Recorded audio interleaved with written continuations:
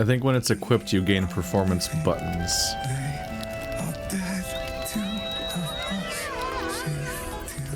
What the fuck does that sound? That's your name, isn't it? Art Cullagh?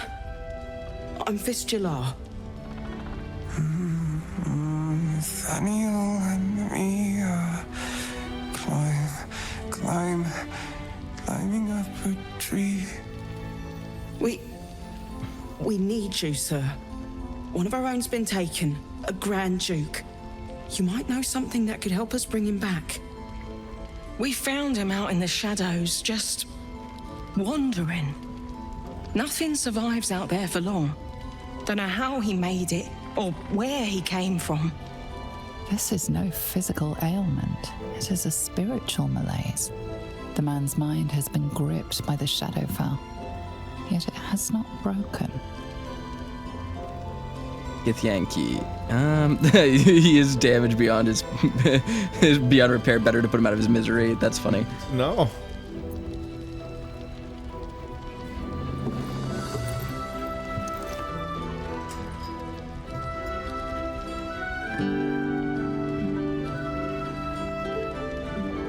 This would be a great time for the game to mute its normal music. Daniel! He's still trapped there. He needs help. My loot. You got it back. How?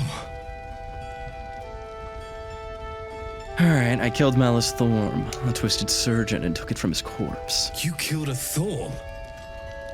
The Ketheric's elite. How did you... You've killed 3 of them now. Yeah. He needs us. Needs our help. I've been lost in the shadows so long. And I met a boy there too. Nathaniel. He's the only reason my mind survived that emptiness, that loss. He told me about someone he knew. Someone called Hausen, a druid. Nathaniel spoke of little else. Do you know him? I know Halson. I can bring him soon. Please, hurry. Nathaniel is more than just a boy. He's the spirit of the land. And he's all alone. Without him, the curse won't lift. He said Halson could help. Find Halson. Please. Whoop. Hey. We've leveled again. We have... Time to level all these characters, then swap in Hausen, then level up Hausen. Let's see. New feat available, yay! Alright, what do I want? Level I have 8. Tavern Brawler. I might need to just take ability score improvement, get my strength up to 20 and do a fucking crazy amount of damage. Saber-toothed tiger can shred armor and regenerate hit points. Oh god, the feat list.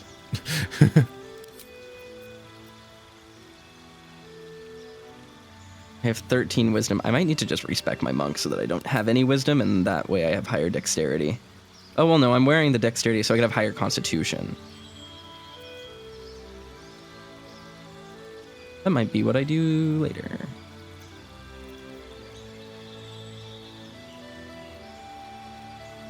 Probably just ability improvement. Let's see.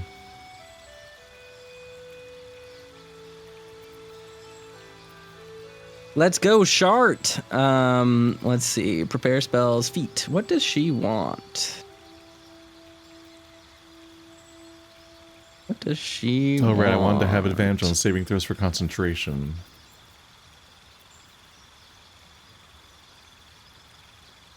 So they can stop losing them. Which I lost when I respec because I went for the proficiency on saving throws effect.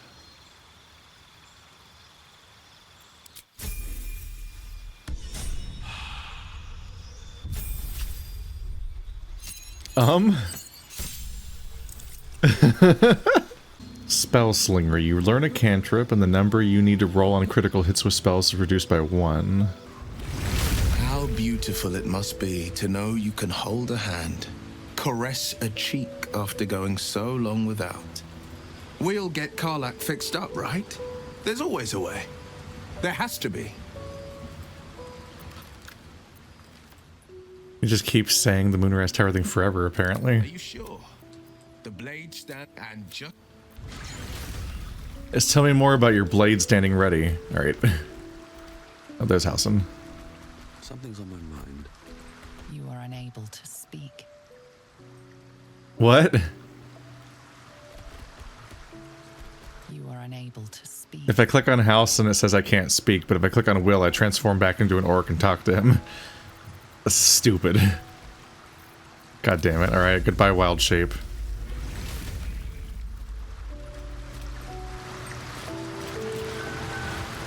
The shadow curse is upon us. As foul as I remember it. Perhaps even worse. But with the Oak Father's blessing, we may soon see it banished from these lands.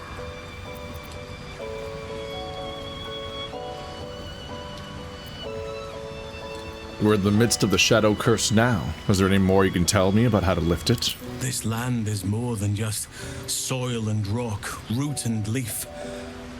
It is a living being, in the form of a young fey boy, with the forest itself in his eyes. His name is Thaniel. I've met him in my meditations, but since the curse was unleashed, I have not felt his presence. He is its prisoner, I fear. And as long as he remains so, his domain will lie in darkness. But if we can find him, we can break the curse. If you learn anything of the Shadowfell, or of a boy with the forest in his eyes, find me at once. There's a flaming fist recuperating in Last Light. Seems he escaped from the curse, and he spoke with a boy called Thaniel. A survivor? Sylvanus blesses us. This could be just the person we need to speak to. I will go to see him at once. Join me when you can. You're Halsin. Thaniel said to find you. You must help him, please.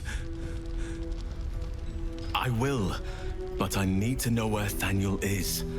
If I venture into the Shadowfell blind, I will never find him. I'm not sure I can put it into words.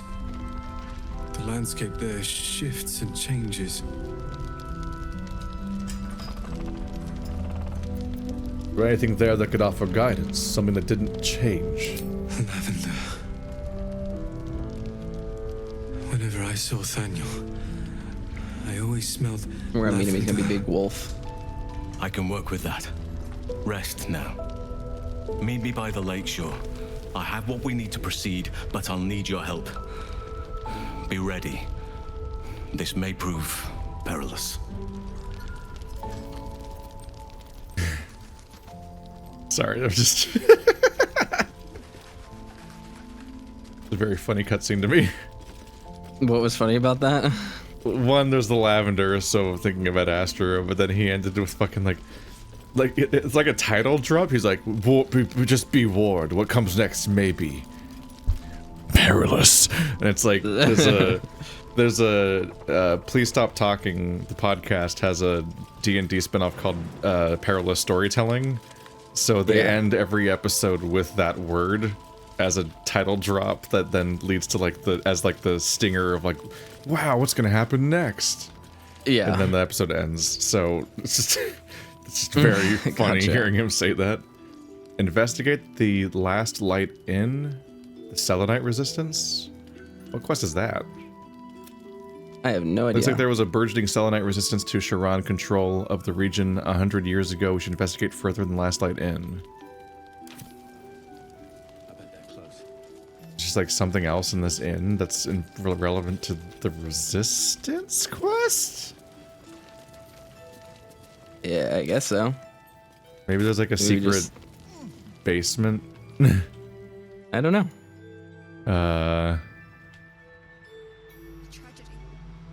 I'm not sure how I would pursue this, but have you been inside the dock yet? Nope. Maybe we'll run over there real quick and see if that's a thing. Because I noticed people down here in this secrety looking spot during the fight. Yeah. I haven't gone to the docks. I went down around here, but I haven't. Oh yeah, no, I didn't. I did not go down here. I do not know about this place. Yeah, maybe this will be whatever that quest is. Oh, there's a door over there.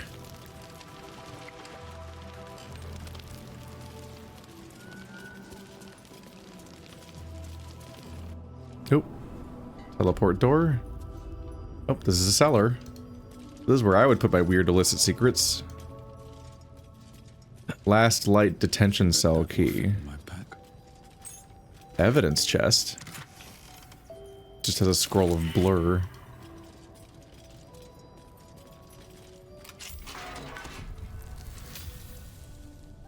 Here we go.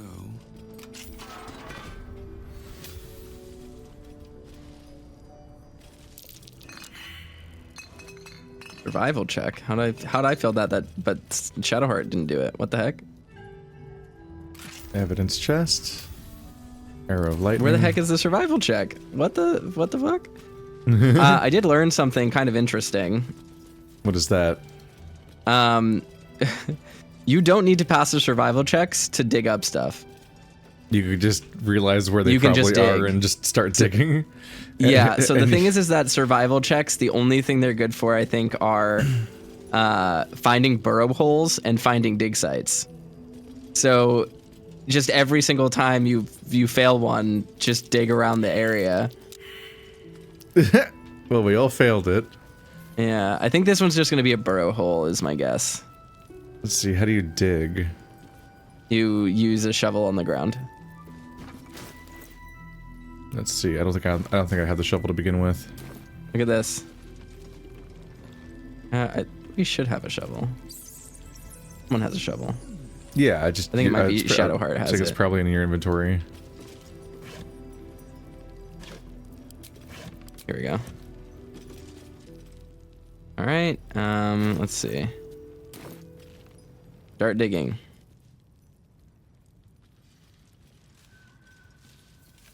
Look at that. Ta-da! This game is nonsense. As a DM, I'd be very annoyed by the metagaming. Look at that. We have to burn this. Okay. Come on, Shadow. Let's do this. So somewhere back there is a glowy green chest, which you access somehow. Yeah, and there's a cracked wall here. Can I probably blow that up or something? Or can Canth fight that? I found a separate cracked wall. Yep.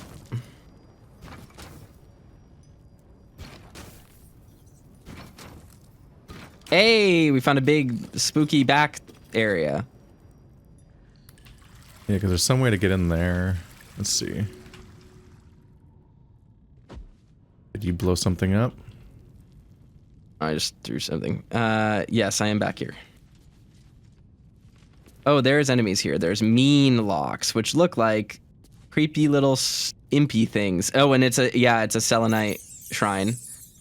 This is There what we this is the are. quest. The You secret were right. resistance. You found it. Thank God for Yep. quest logs. That's definitely not a thing I would have remembered.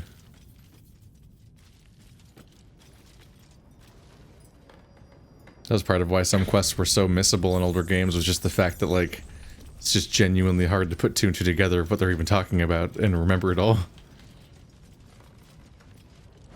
So good luck. Let's see. Mean lock. Oop. Oh, Zerg. I initiatived on purpose. Here Oh, comes but the we Zerg. got bad initiative rolls. It's fine. Oh, he ran upstairs to teleport downstairs and do nothing. Good. We love it when they waste turns. These guys have mean...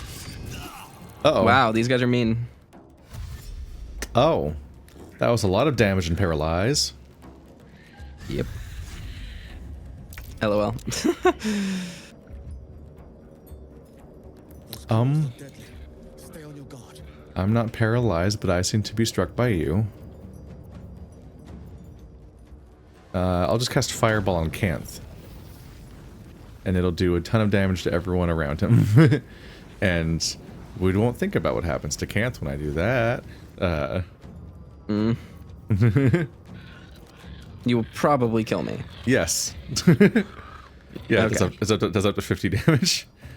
It's a Cloud bad of idea. Just Eldritch Blast him away from me. Cloud of Dagger is his favorite spell. Let's see.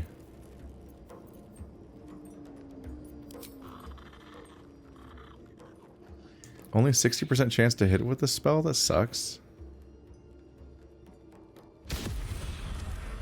Well, we tried.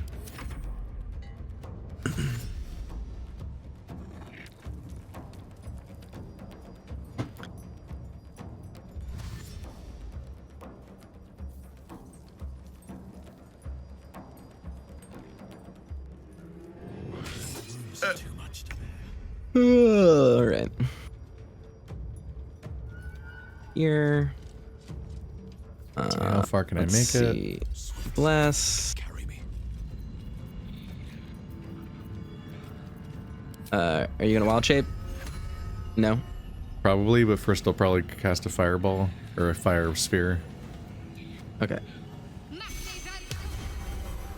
Bless to us, and then mass Let's healing word. Hey nerds. You're on fire. Time to push my luck again.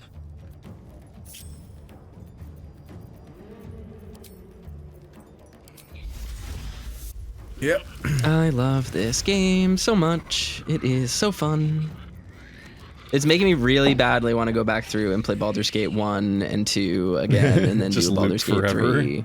Then play Icewind Dale. I really, I don't love real time with High pause, defense. Oh, but it's not great.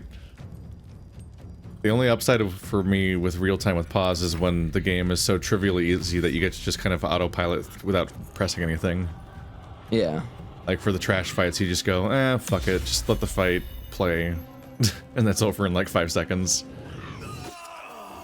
They crit me. That's not good. Why don't you guys attack the fireball that's right there? Because they knew they could get advantage on me with Paralyze. Probably shouldn't have jumped right into them when I didn't realize they had 63 health each. That's fine. That's fine. That was my bad. We all make mistakes. Including them. If I brought a Styrian here, I could probably fuck them up, but... Yeah, much but we're work. perpetually have to have somebody that doesn't use their hands. Yep. No, I'm not saying you. I'm saying I could have swapped Shadowheart out, but Shadowheart's really good, so I don't want to... Shadowheart is going to tank this fight. Mean lock fear. We're all feared? Weird. No, don't hit me, This entity's asshole. proximity to a mean lock fills it with fear. It will become frightened unless it sees a saving throw. Wisdom. Well, I'm good at wisdom saving throws, so joke's on you. Fall in a hole. We'll have a long rest after this.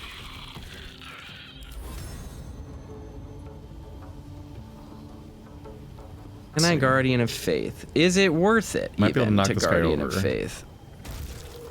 It is. Where would she go? Can I There go you like go. up here and possibly Guardian of Faith this?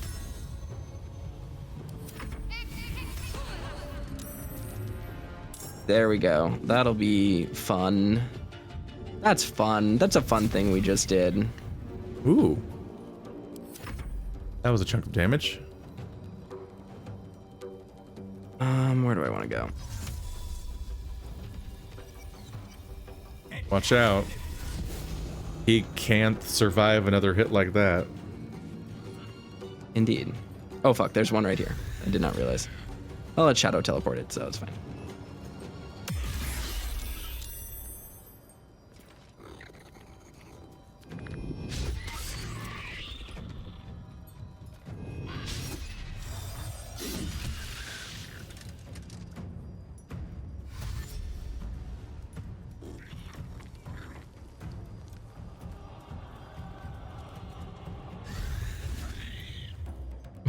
Why would they teleport to the Guardian? It's gonna fuck them up. Funny.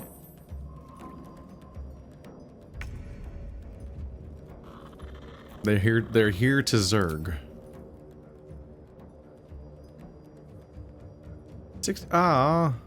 Why did it say? Oh, I have a wait. Oh, I have a higher chance of hitting that person with a melee, which isn't very helpful.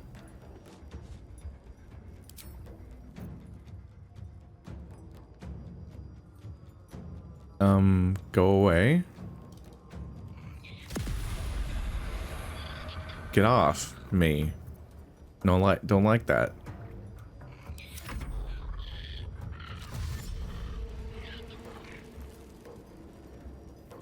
Come back. My fireball's very slow.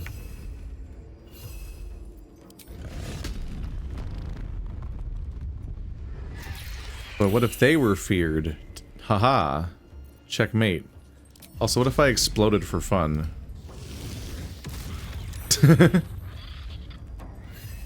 This is a fun form to have.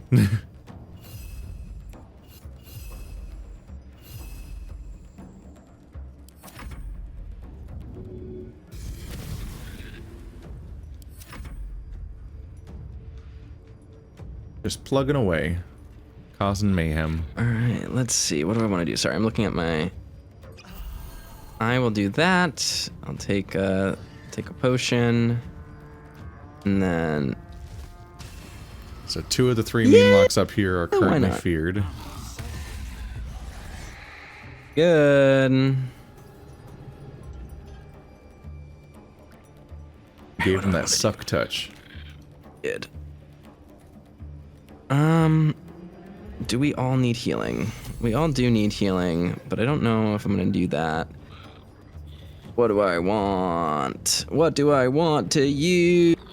Burning Hands is not very good, but it will probably kill that thing if I hit it. Guiding Bolt. What around here needs to be taken down a peg? You do.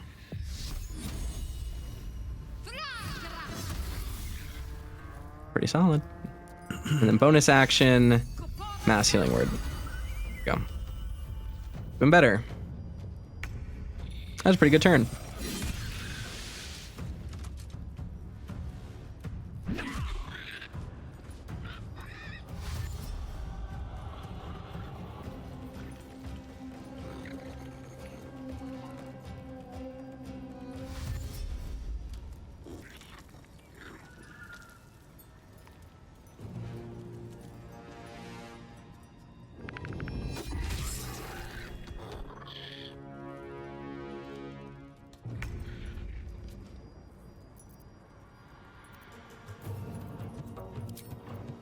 Anyone be finished off? Maybe. Well, at least one of those landed.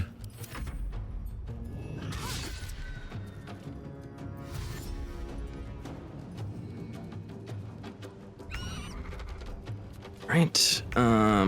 Let's see. Where? There's one right here. It's attacking Shadowheart. We hate you, so we're gonna mess you up.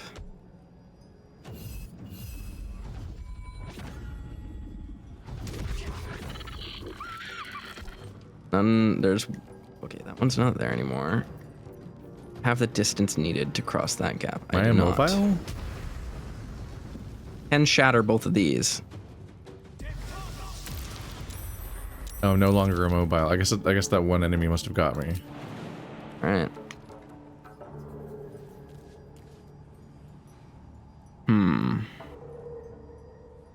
Come on, you just said I could go there. My Guardian There it of goes. Faith is no longer around.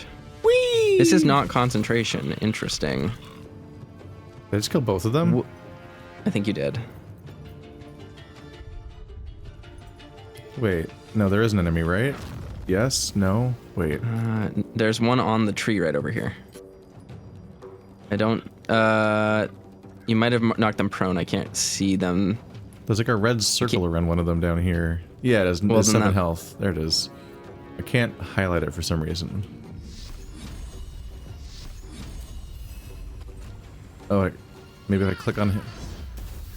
Okay, if I click on him on the initiative bar, it'll let me target him. Weird. He's like There you go. underwater or something, so I can't like look at him with my with normal gameplay. Very strange. So our summons are a bit of an awkward spot. Yeah, I don't need mine anymore. I can dismiss them. Mine can't move, so... You can't move. Yours can't move at all. Nope. Here I come. How do I dismiss? I don't know the hotkey for Here it. it comes. Ow. My concentration's broken. Yeah. No. No flaming sphere. Curse you, dice rolls. I made myself so good at concentration. You should pick up resilient There's some on your next damage. feat. You should have resilient and warcaster. Oh, if he has you 1 need. health left. What's resilient? Gives you you become proficient in the thing in the saving throw, and it allows you to add your proficiency to it. Yeah, that's the So- first one he got. Okay, I thought you got warcaster first, That's which what I gives got. you That's advantage. what I just got Warcaster. Okay, then yeah, you're Because I good. respect back when I talked about this whole thing about being able to specialize in concentration. Yeah. That's why I'm extra shocked that I failed a concentration check, because it's like I have my proficiency of like 3 or 4 added to it, and I have advantage on the roll, Yeah. and it's wisdom to begin with, or it's constitution to begin with, which I already have a bunch of points in, What the fuck? because he has a constitution of 18. That was weird. It told me I could get down there. Oh well, that's fine. I can just do this now. This game cannot be trusted. There you go. Am I done being feared yet? These things suck. Oh, I was Alright, cool. paralyzed. Got it. How do I dismiss this? Trying to figure out why I couldn't do anything. Oh, we made it. Last light side entrance key. Selunite prayer book. How do you Alfred's dismiss note. concentration? Don't you? It's don't at you the do that bottom of the sometimes? screen. Ah. There's a little X. It's like Guardian of the- Faith isn't concentration. That's Like bless. the most Oh well. secret element ever. Yeah, I didn't see it at all. It's interesting. Alfred's note. Hidden amidst columns detailing the income and expenditure of a tavern is an aside written in tiny, urgent handwriting.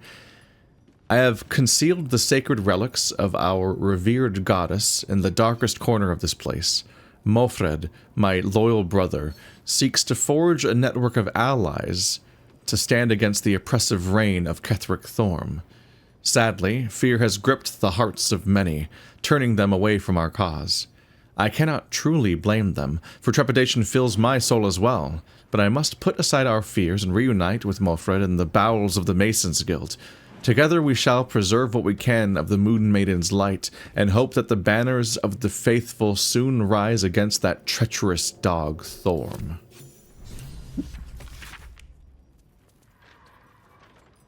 And then a Selunite prayer book, Threads of Silver. Dearest Selune, our fair maiden, weave our hearts with threads of silver.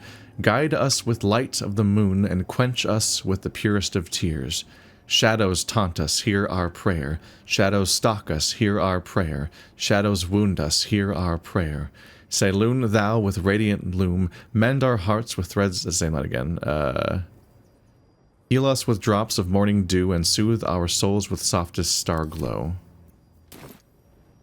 Anyway, big chest somewhere. Yeah, I have it here. I'm opening it right now.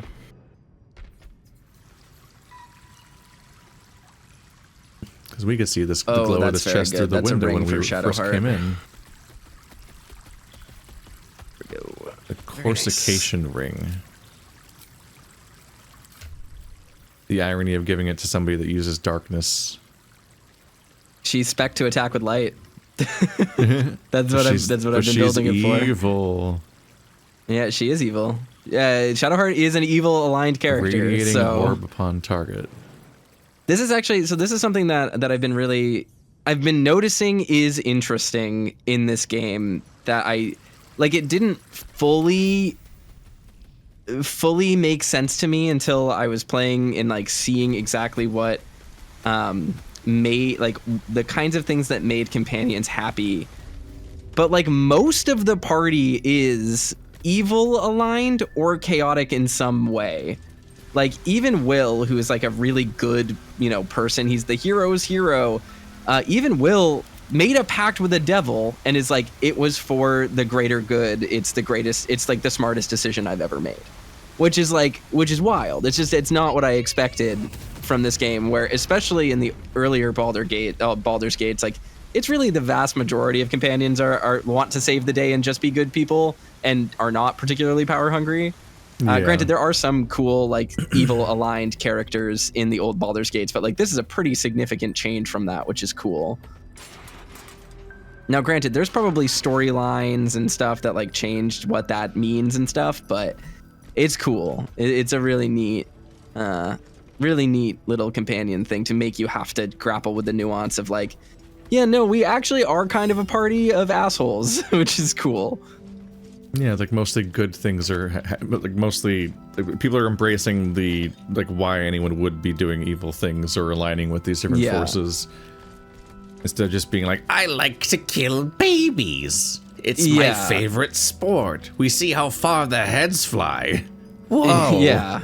The baby killing Olympics. Yeah, like with Shadowheart and stuff, especially Astarion. Like Astarion is a ex-slave who was turned into a vampire and now finally, you know, sees himself in this position where he's like, I get to have power, I get to live my life, and like everything I've ever known is in a power dynamic. So like, yeah, I'm gonna try to live the best life I have because I was like, that's just the way of the world, which is like, you know, you can argue that philosophy, you know, or argue with that philosophy all you want, but it makes sense why he is the way he is.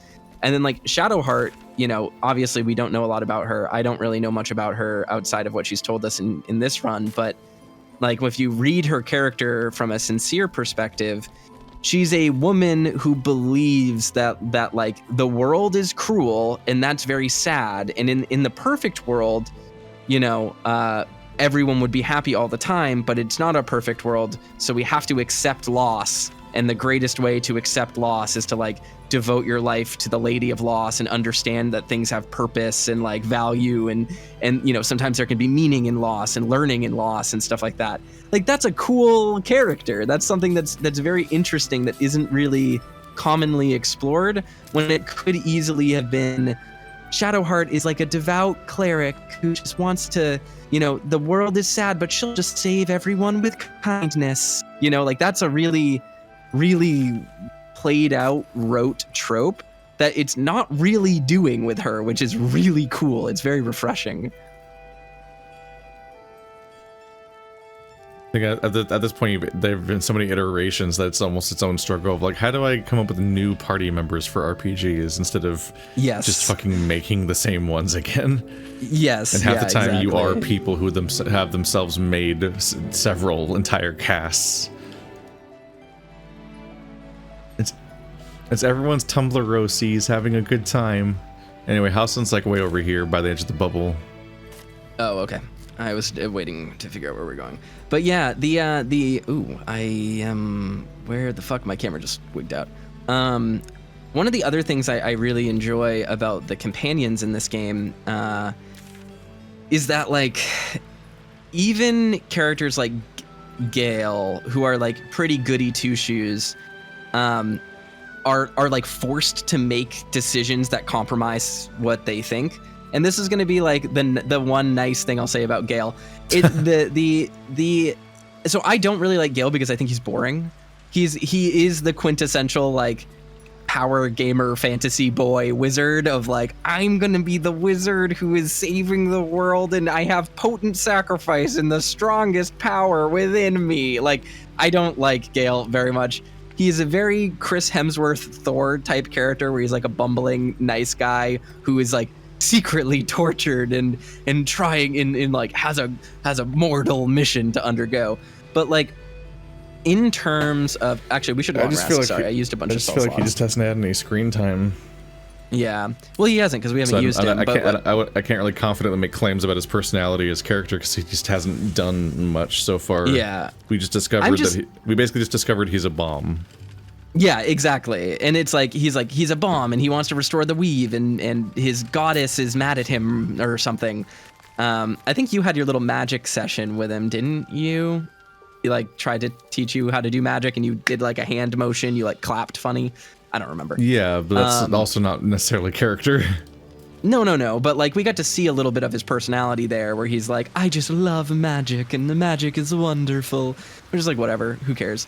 But even Gale is like this character who's like forced to undergo something like serious that there's no out from, at least so far, where you're like, you know, I feel like a BioWare RPG, in modern BioWare, we would have gotten the Elminster quest of like, you must go on a suicide mission to redeem yourself. And the immediate option would have been like, Gale, we will use the MacGuffin. Don't worry, we'll find a way. And then it will be like, Gale approves of this. You are right. We will find a way. I'll find a way out of this no matter what. But like, in our conversation with him, you know, even though I was dismissive of it, in my other playthrough, I chose the opposite option where I was like, or it wasn't me, it was Brewing picked the other option where it's like, we need to find a way out of this for you. And Gale literally is just like, there is no way out of this. This is my mission. If this is what the gods deem, then it is what they will. And like, that's interesting. Like the fact that the game doesn't just conform to your desire to save everyone and do the right thing always, and oftentimes opens up more nuanced plot lines by forcing you into more conflict oriented positions is really cool. We also see that with Lysel, who is a character who lives in this conflict-oriented society, is a very dangerous and very evil character by most standards. She literally just likes murder, which is fine. That's just her culture or whatever, her evil space race. But the way that the game shifts around like Vlaakith betraying her, quote unquote, in like Lysel's arc isn't just her being turned from, oh no, my culture is evil, we must do good for the universe now. Lysel's like, oh no, I still believe in the fight against the Illithids. It's just clear that Vlaakith is not actually the one who will lead us to you know, glory there. She has sinned against me and will taste my blade, which is just so cool. Like, it's so cool to have characters like that don't just bend, like, these characters have actual ideals, and they're not just standing morals, which is cool. Like, the difference between morals and ideals are very interesting. And I think a lot of modern RPGs fall into this trap of, like, karma and morality, whereas, like, this game falls into a interesting dichotomy of, like, the ethics of the situation versus the ideals of the situation, which sound very similar, but are a very different axis to align on. So I love the character writing in this game. I think it's so good. I just find it interesting that there's like a 50-50 split between people that are like incredibly dedicated to a particular belief system, and then the people that are rebelling specifically from some kind of controlling force. Like you have, was it Halsin and Gale and Shadowheart and Lysel all are committed to something that they are fully immersed in and loyal to, maybe less so as their arcs go on, but they're all specifically like dedicated to this thing kind of beyond reason in each of their four different ways. Yes, like extreme devout faith. Yeah, whereas Astarion, Will, and I'm trying to think of who else I was thinking of, and Karlach are all specifically fleeing from a control system that they were stuck in previously or even currently are, and are completely dedicated to their own particular sense of morality and values, completely separate from the thing that they're supposed to be listening to. And it's like right down the middle. Like that's the entire cast of party members. They're almost entirely defined by one of those two things, which is interesting because that's a very strong sense of unifying authorship for those characters in a way that is less so true usually, whereas in many cases, like in many cases, each party member, somewhat realistically, is just a wholly divorced, just separate story that was just like written. Their own arc. Yeah, and like sometimes one of the things you'll have like it kind of varies, like from Mass Effect to Mass Effect, for example. But like sometimes you'll have a game in these other franchises where they're kind of uniformed by a struggle, or like there's a theme to all of their like companion quests or so on, where you can kind of see connections between each one or something. But in many cases it literally just reads as being like, here's 8 separate storylines that are tied to 8 separate OCs, and you basically engage with them for the duration of when you feel like engaging with them, and then they go back in the background and you saw their story, and that's the level of integration it has. Yeah. I think it's interesting, especially because So this gets to something that I've been thinking about for a while with this game, which is that this game is amazing for role playing, right? Like everyone is going to talk about the replayability of this game and like how it adapts to your choices and stuff like that. And that is very true. This game has a shocking amount of variance. And like, when I say variance, I don't mean like you can do the bad thing or you can do the good thing or you can do the neutral thing. I mean, like if you do a bad thing and then do a good thing after it, characters will go, wait, you did a terrible thing before, but then did a good thing. What's up with that? Which is like a level that in and of itself is just like a level of nuance that most RPGs never go for because they're so flag based that they are just looking for like points on a meter, right? Like the KOTOR and the BioWare problem, the Mass Effect problem of like, I have 50 Renegade points, but 51 Paragon points. The game now thinks I'm a Paragon, you know, or like everyone responds to me as if I'm a hero. This game does not do that. This game is very much like every single person is watching everything that you do, and all of the things that you do can nuance or manipulate different things. Of course, there are overarching aspects that affect everything that will create a status quo or will change the world state in a specific way. But like every little thing has variance and variability. But you know, that's all great. That's great replayability, and that will give this game a longevity that I think a lot of games lack, especially in this genre. What I haven't really seen people talk about though is, you know, people will praise the writing for this game, but they never really bring up something that I find interesting, which is that there is actually a really strong central set of themes and through lines for all of these characters. That thing that you just brought up of like, we have half the cast pursuing a life of you know, or like a systemic life or an ideal that they want to live by, that they're choosing their worldview with. Then we have a set of characters that are more chaotically aligned, that are like trying to escape or rebel against a system. Yeah, it's three, you know, it's three characters that are completely acting based on like individualism, and then four that are specifically essentially trying to like replace their own decision making with somebody else's. Yes. And then on top of that, you have like literal every faction here. And I'm not saying factions just from like druids, but like the Illithids want to control everything. The Githyanki are fierce individualists who want to kill the Illithids and live a, you know, pursuant life. Even in the official lore of D&D, the few Gith that escape the Gith Empire are also fiercely individualistic. So there's that dichotomy there. And one of the things I haven't really seen people talk much about, and this is really what I was getting at, is I think this game was actually written for a very specific set of characters and not actually written to be the role player's Wonderland that it is. It is very cool that it is the role player's Wonderland and it's as flexible as it is. But playing on this second playthrough, I'm playing a Dwergar Dark Urge. There are some cool options for Dwergar that are just like pass-fail racial checks of like, oh, you're aligned with the Drow, you're aligned with the Underdark, you can go here. Whereas like other characters might have to like fight through something. But it has made me realize that there is no race in the game that is so concretely written into the themes and given unique interactions with different party members, with different scenarios, with different quests as the Gith. This game feels like it wants you to play a Gith, especially with everything that we've gotten with Lysel, everything we got in the Kresh, all of the unique plot lines, even stuff that I did not realize was like Gith exclusive, like character disposition towards us or the way that certain interactions go, has been wildly different on this playthrough. And I think honestly, a lot of the things that we've gotten have come from the fact that my character is a Gith. So when I face people, I get different interactions with them than I would have. And I don't even just mean the little Githyanki in brackets interactions. I just mean people talk to me differently. When things get incorporated in, like for example, besides having an intimidation bonus, half-orcs haven't even been mentioned as a concept in this game. Yeah. So I'm just wandering around. I'm wandering around as a half-orc with the level of implementation that you get from walking around pre-Shadowbringers as a Hrothgar.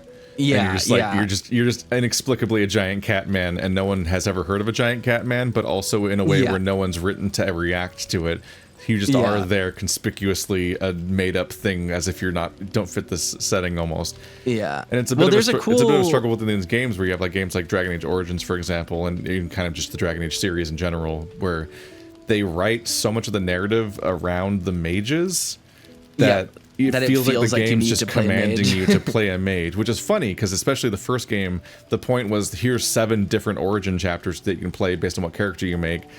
And then you go on to play the main game, and the main game then revisits the locations of all the various origin chapters, which is both economical, like, level making, but also, like, makes it so that at some point in the narrative, we're going to call back to, like, we're eventually going to revisit the place that was important to you when you're coming back as a Jedi to whatever home place you had and its problems, and that place feels more personal compared to all the other ones, which is a cool touch.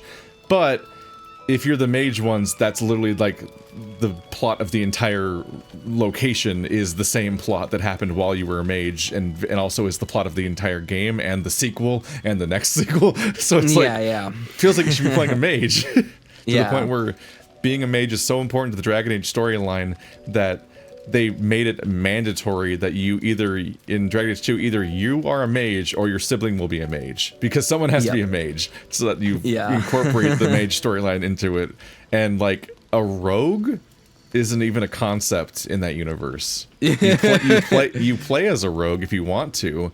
No one has ever said the word rogue. It's not a thing. It's just interesting too here that you touch on that too, because like especially with Dark Urge, right? Like I genuinely think the way that this game's storyline, quote unquote, was written was the assumption that you would like the ultimate through line, the ultimate playthrough is play as a Gith Dark Urge. And the reason for that is obviously you have all these unique interactions as Gith, but your Gith storyline literally is directly related to the plot, like how you react to Vlaakith, how you react to the Kresh, how you react to things like the Dream Visitor and the Illithids and stuff. Like all of this is very just like you're in the astral plane when you talk to the Dream Visitor. Like it is literally it's orbiting the Gith lore. Then with Dark Urge, and I won't spoil Dark Urge for people who haven't experienced it or haven't played it, because it is a really cool playthrough and I highly suggest people try it out. But Dark Urge is not just an evil run. It changes all of your dialogue, changes all of your interactions, changes disposition, just like being a Gith does. But the thing with the Gith is that obviously, with the Vlaakith stuff, you're always going to kind of be set up for a rebelling against your own society, being a breaker of chains narrative.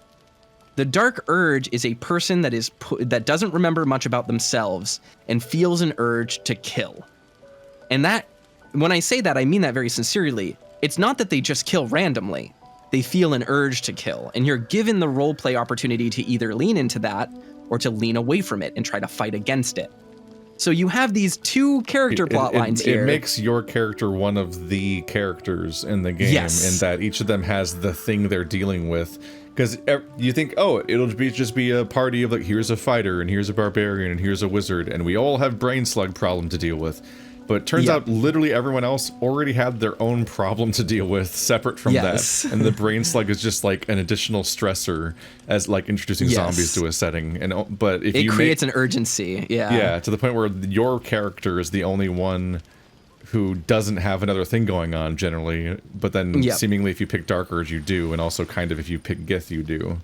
Yes. And so it creates this interesting synergy where it's like you are a character that is stuck in this systemic society that is martial and powerful and extremely dangerous.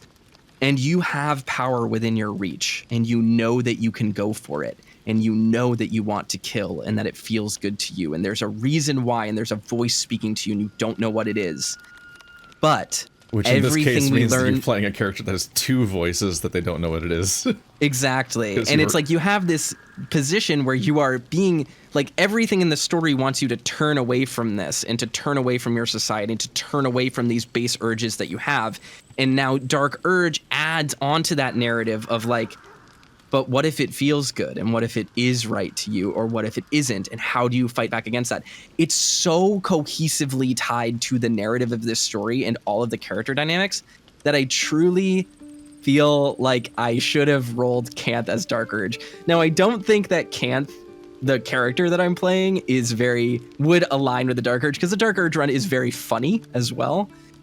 There's a lot of comedic timing to it, and it plays into that fantasy, goofy, like you have like an evil cabal of people that are like, oh, you're the Dark Urge, oh my gosh, like I love your work, and then you're like, I don't know what that means. What? I don't remember anything.